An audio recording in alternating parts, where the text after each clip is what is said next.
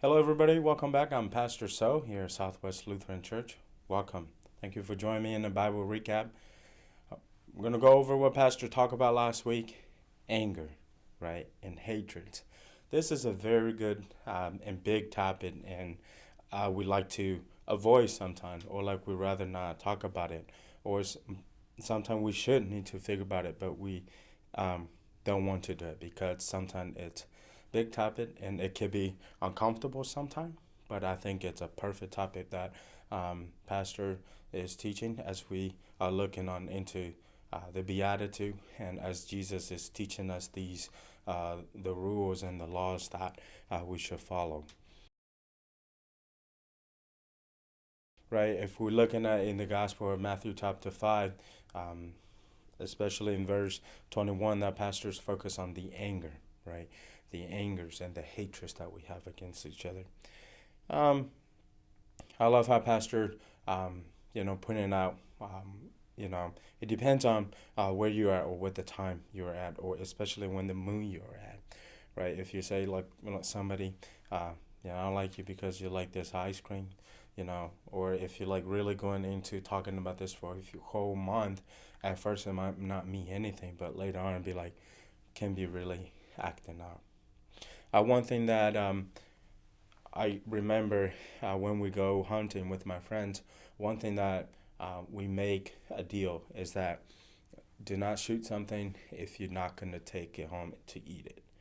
Right? Sometimes you have a couple guys will come out and they're like trying to aim their rifle, and then they were like targeting at the birds, and then they shoot that for fun. And for some of the guys, like, that's not okay. Please don't do that. You're not just taking that.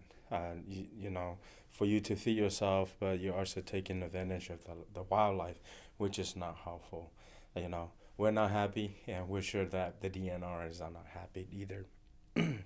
And then it can go a lot more into that example. But one thing that we don't want to take things lightly, and we don't want to solve the problem when we're angry. Is never okay, right?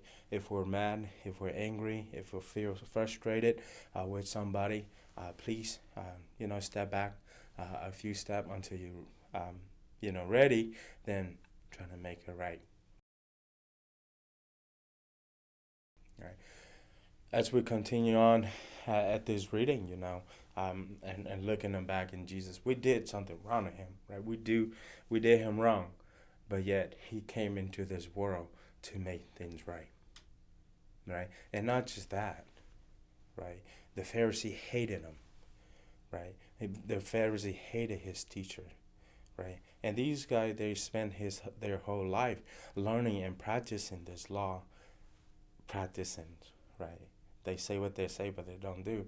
But this is what Jesus came to fulfill, that, to make the law even better, right? To make us to change our life, because he called us in the highest standard. Yet when we do things wrong, love pastor says it, go say sorry. Go say sorry. And then restoring that love, restoring that relationship, right? After we say sorry, don't just step back and say, all right, I did my duty, I'm done, right?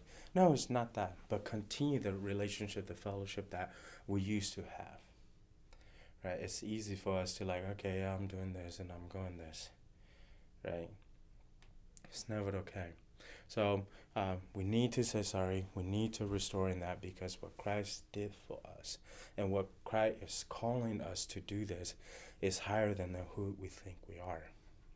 And yet sometimes we come into this conclusions or the statements where we're like, why is he calling me this to do this?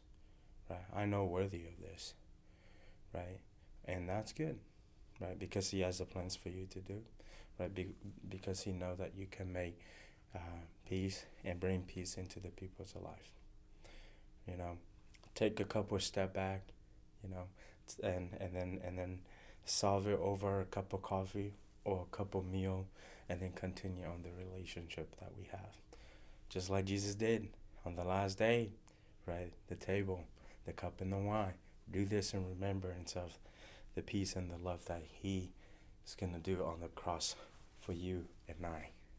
Thank you for joining me. I'm Pastor So. I hope to see you next time. God bless you.